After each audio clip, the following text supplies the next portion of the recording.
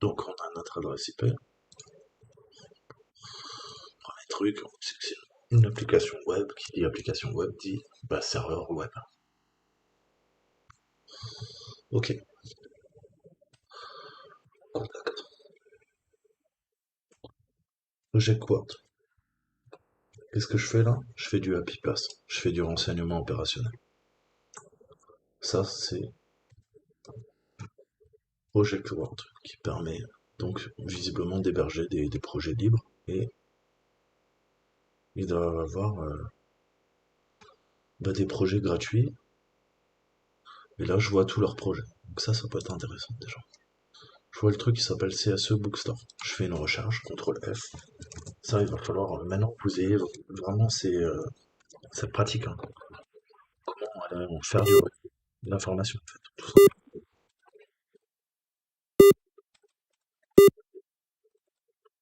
Et Bookstore, tout court. Voilà.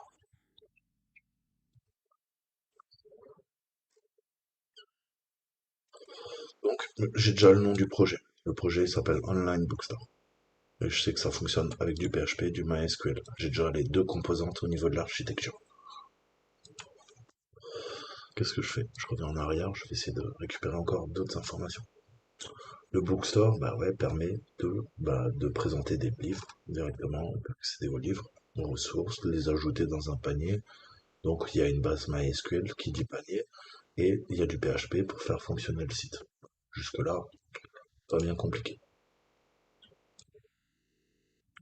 Et je vois qu'il y a une mire de connexion. Donc, qu'est-ce que je fais? Premier réflexe, admin. Ok.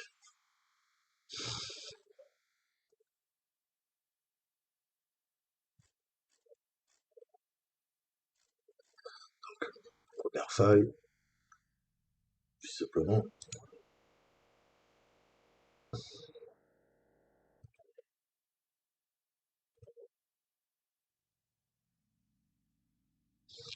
c'est pas vraiment une page d'administration. Mais je vois des fichiers, d'accord? Je peux les effacer. Donc je peux défigurer le site. C'est ce que là je suis en train de défigurer le site. Donc là déjà, problème, grosse faille.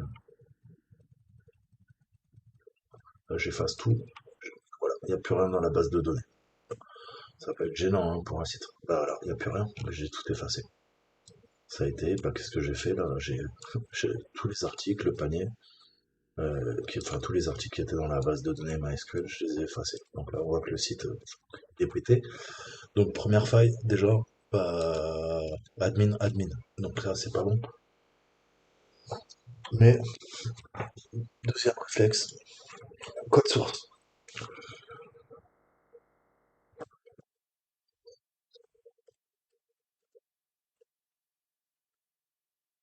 Est-ce qu'il n'y a pas des commentaires que l'administrateur s'est laissé? Hmm, j'ai un cookie.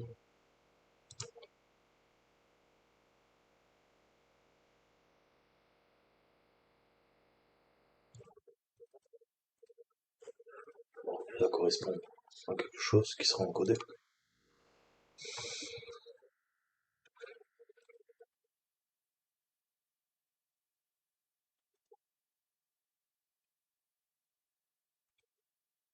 Perso. Alors si on peut pas décoder, ça sera pas du MD5.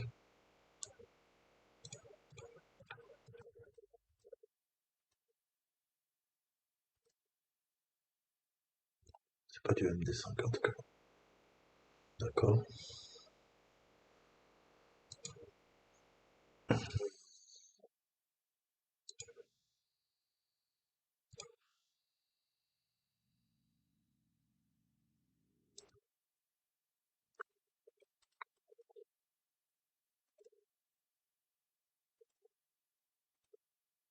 Non, voilà, spécial. Bon, c'est pas grave, maintenant on va voir ce qu'il y a d'autres trucs. Cache storage, XDB.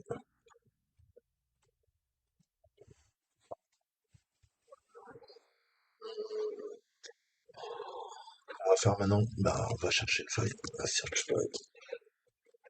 Et pourquoi j'ai fait de la reconnaissance? Bah, parce que je voulais, pardon, récupérer des informations sur le projet, le truc, je sais que ça s'appelle Bookstore.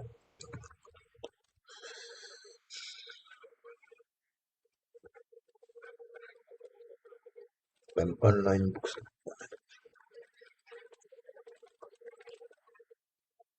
Ça tombe bien, on a des failles. On peut faire une injection SQL, mais on va essayer de trouver une RCE.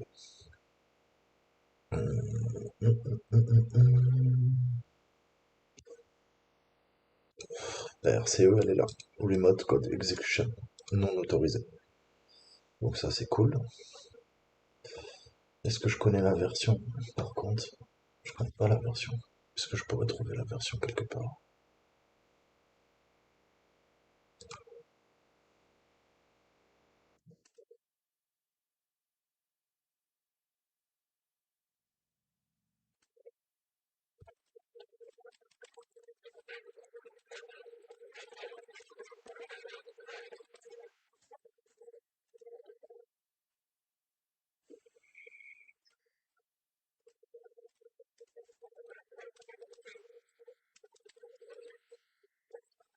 Vous voyez qu'on peut triper, hein, on peut défigurer un site, on peut faire n'importe quoi. C'est ça que c'est bon. Enregistrer, triper un peu, et après on va l'attaquer.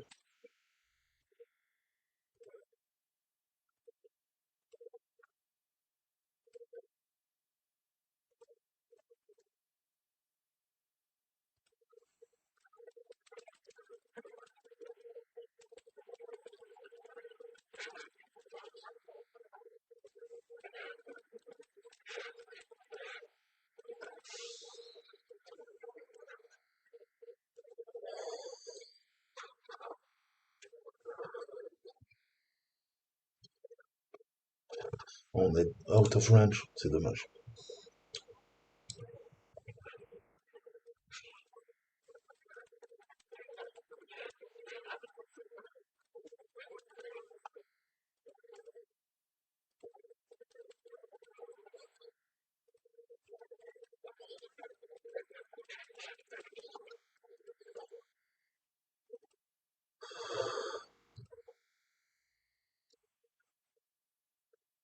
Ça passe pas.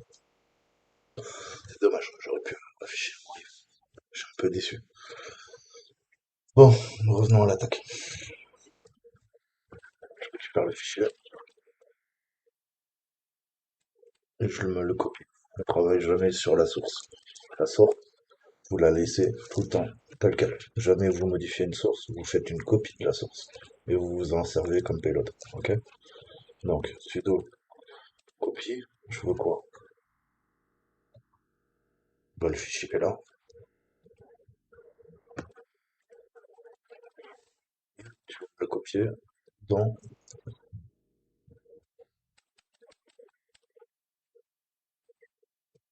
Donc, vous voyez, je vous dis toujours quand le chemin est bon, il vous le souligne. Ça veut dire que vous n'avez pas fait d'erreur. Tu vas me le mettre dans quoi? Bah, tu vas me le mettre dans mon home, Verble.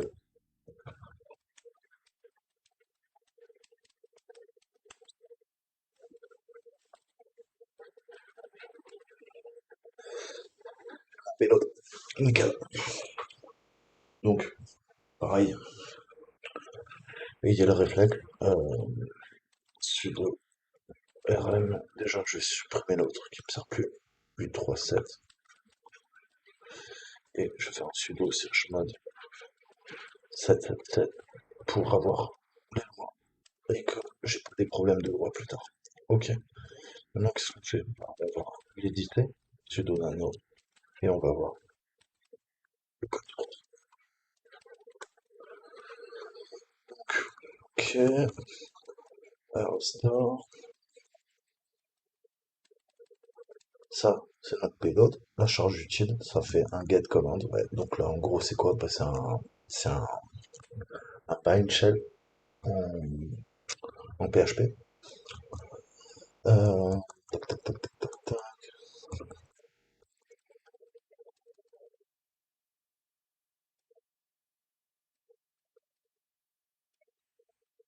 Je sais pas, trop, code 200, donc là ça passe. Ok, donc là visiblement j'ai aucune la modifier en l'état. Donc qu'est-ce qu'on fait? Eh ben on va l'exécuter.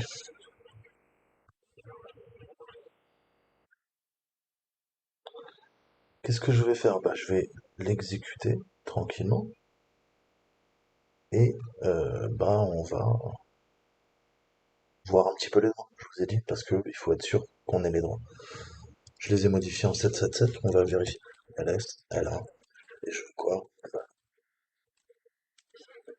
Afficher les droits sur mon vélo. Là, il m'affiche pas les droits. Elle est bonne, celle-là.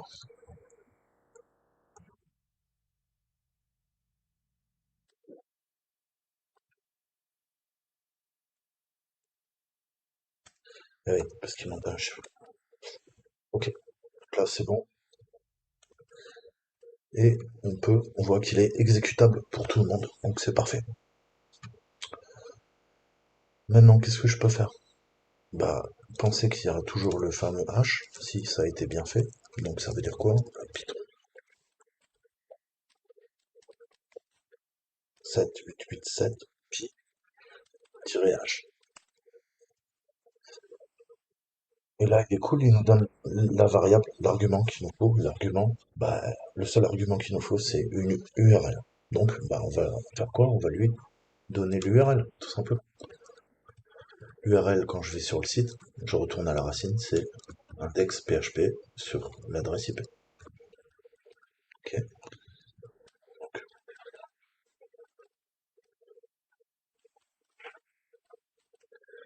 attention, si le copier-coller est mal formé, ça ne marchera pas. Chose proprement. Ok. Donc là, il ne dit pas de problème. J'ai uploadé le web shell, pardon, PHP, euh, sur l'adresse là, suivante. Alors là, ils nous disent, il faudrait peut-être changer le payload. Donc, bah, on va voir.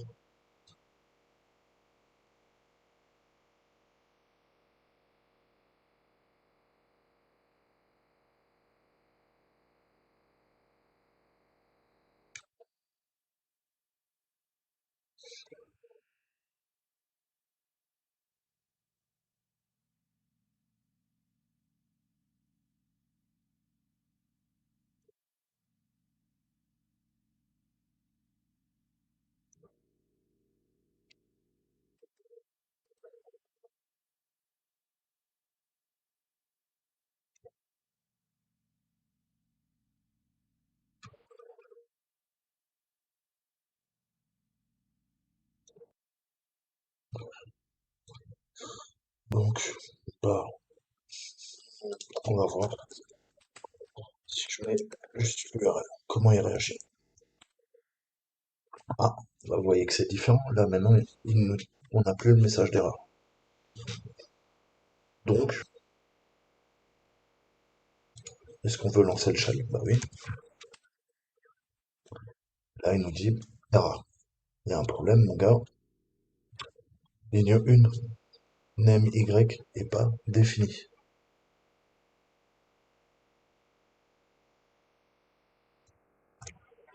Sudo, alors,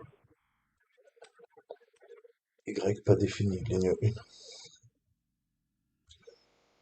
1. Alors, il est où notre Y?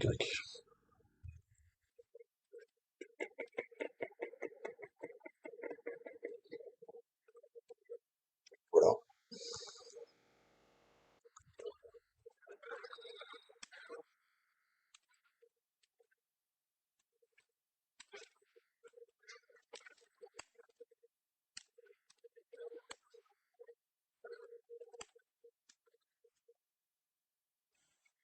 String input, do you wish to launch?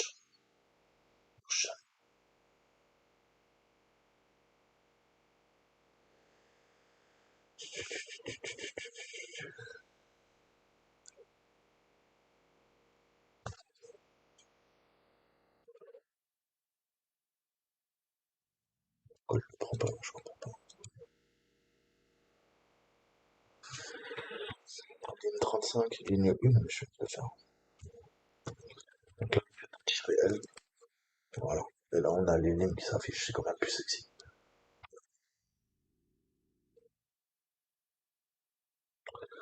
Donc pour troubleshooter, bah, je vais le relancer. Sudo Python 3, c'est en Python 3. Wow, ça va le débugger.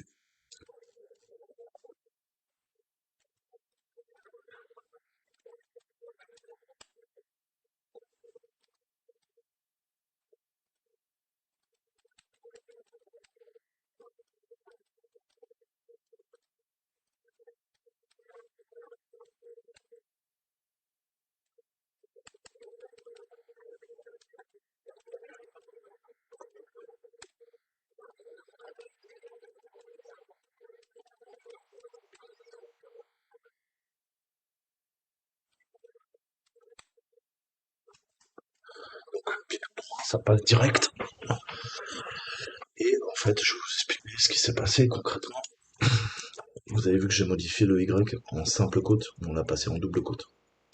Pourquoi? Parce que bah, c'est en fait dû au langage de programmation. En Python, la déclaration elle se faisait en simple quote.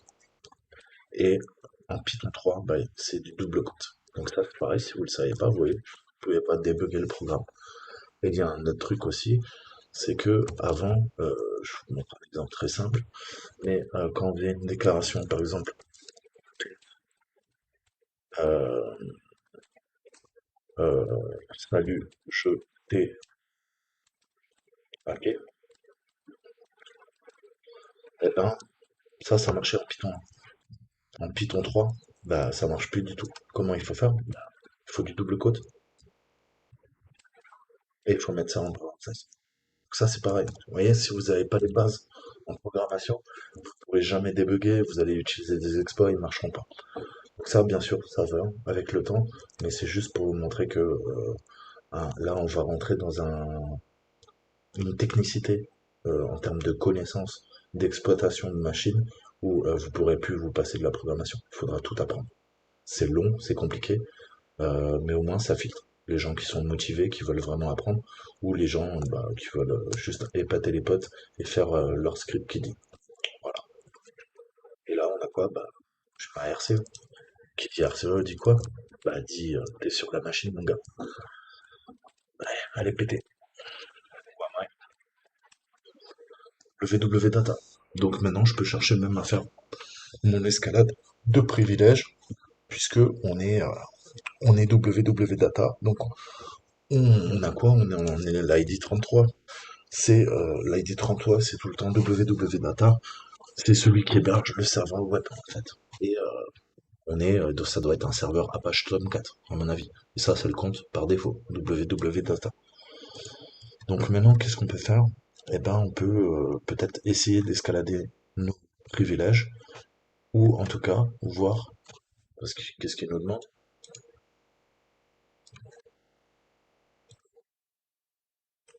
Voilà, il nous demande pas de flag, il nous demande combien il y a de caractères dans ETC PassVD. Comment on fait? Ben, on a un programme qui s'appelle VC. VC, ça me permet de lister en fait le nombre de lignes, tout simplement. Word count, ça veut dire compte les mots. Et là, on lui demande par ligne, dans quoi? Dans ETC PassVD. Il y en a 1500. Ok.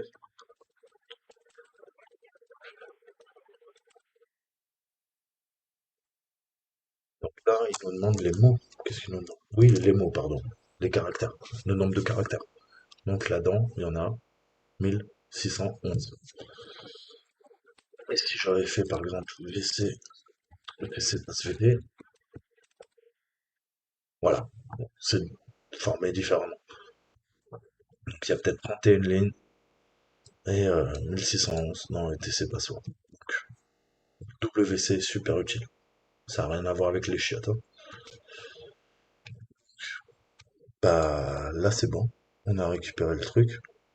Et bah ça y est, on a fini, hein.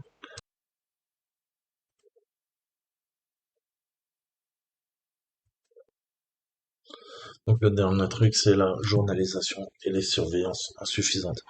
Lorsque les applications web sont configurées, chaque action effectuée par l'utilisateur doit être enregistrée.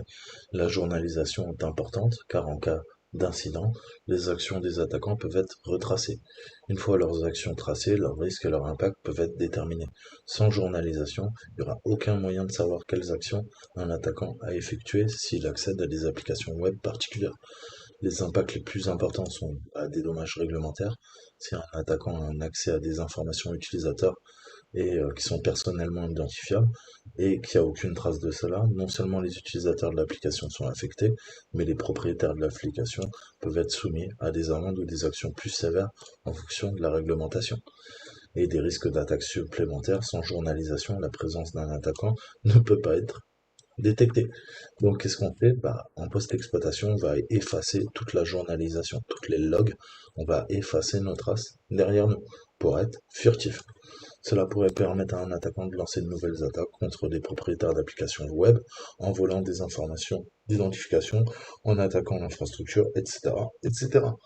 Les informations stockées dans les journaux doivent inclure les codes d'état HTTP, l'horodatage, comme on a vu, le nom des utilisateurs, les endpoints, les points de terminaison, l'emplacement des pages des interfaces de programmation et naturellement les adresses IP de tous les gens qui se connectent au système d'information, au serveur applicatif, au serveur web, ce que vous voulez.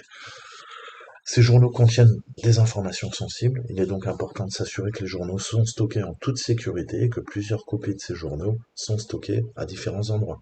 Idéalement, on stockera en local sur d'autres partitions, parce que si vous stockez sur la même partition, les logs elles prennent beaucoup de place et elles peuvent planter votre système de fichiers si jamais il n'y a plus assez de place. Euh, et on essaiera de les exfiltrer vers un autre serveur qui stockera les logs. Comme ça, le hacker, quand bien même il efface les logs sur la machine, il faudra qu'il pirate le serveur où sont exfiltrés aussi les logs et elles sont en doublon. Il y a une copie. Comme vous l'avez peut-être remarqué, et ça complique la tâche du hacker, naturellement. Comme vous l'avez peut-être remarqué, la journalisation est plus importante après une violation ou un incident. L'idéal est d'avoir une surveillance en place pour détecter toute activité suspecte. Le but de la détection de cette activité suspecte est d'arrêter complètement l'attaquant et de réduire euh, bah, sa, sa présence, de réduire l'impact qu'il a eu si sa présence a été détectée beaucoup trop tard. Les éléments courants d'activité comprennent plusieurs tentatives non autorisées pour une action particulière, tentatives d'authentification ou d'accès à des ressources non autorisées, par exemple des pages d'administration, requêtes provenant d'adresses IP ou d'emplacements anormaux, bien que cela puisse indiquer que quelqu'un d'autre tente d'accéder à un utilisateur particulier, il peut également y avoir de faux positifs. Donc, les faux positifs, c'est on croit à tort qu'il y a eu un incident. Alors que l'utilisateur, il s'est connecté, pas de chez lui, il s'est connecté des Maldives parce qu'il était en vacances dans un hôtel aux Maldives. Ça, un faux positif. Donc, utilisation d'outils automatisés qui peuvent facilement être identifiables, par exemple en utilisant les valeurs d'entête des user agents ou la vitesse des requêtes. En effet, si vous faites 5000 requêtes à la seconde, il y a de fortes chances que ça soit un robot et que ça soit pas un utilisateur, à moins qu'il ait des mains cybernétique et qui puisse taper à la vitesse de l'éclair. Pour l'instant, l'être humain n'est pas capable de faire ça. Les robots, par contre, le font. Charge utile courante, ouais, dans les applications web, il est courant que les attaquants utilisent des charges utiles XSS, cross-site scripting. La détection de l'utilisation de ces charges utiles peut indiquer la présence d'une personne effectuant des tests non autorisés malveillants sur des applications. En même temps, c'est un peu la logique, si vous avez un peu compris le cours. La simple détection d'une activité suspecte n'est pas utile. Cette activité suspecte doit être notée en fonction du niveau d'impact. Par exemple, certaines actions auront un impact plus important que d'autres. Ces actions à plus fort impact doivent être traitées plus tôt et doivent donc déclencher une alarme qui attire l'attention de la partie concernée. Mettez ces connaissances en pratique en analysant cet exemple de journal. Donc, on a notre journal et on va voir un petit peu ce qu'il en est.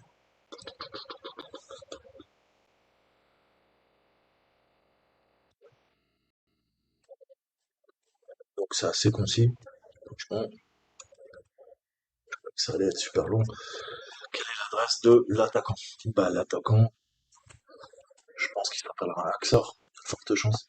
Donc, c'est très simple. Et on voit qu'Axor, eh ben, il s'est connecté hein, le 21-03-2019 à 8h15 et bah, ouais, à la mire du login. Et après, bizarrement, il y a eu des accès 401, 401, 401, 401. Et si on regarde, ben, on a 21h, 8h, 8h15. Et à partir de 8h15, et ben, 8h15, 8h20, on voit qu'il a fait des tests. Donc,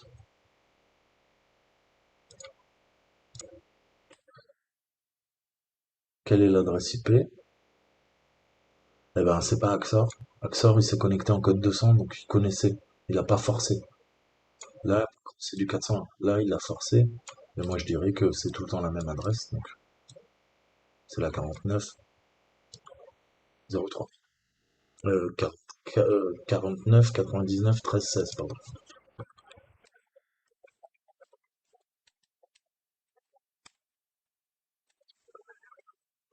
Euh, Quel est le type d'attaque en cours? Bah là, il fait du brute force, hein.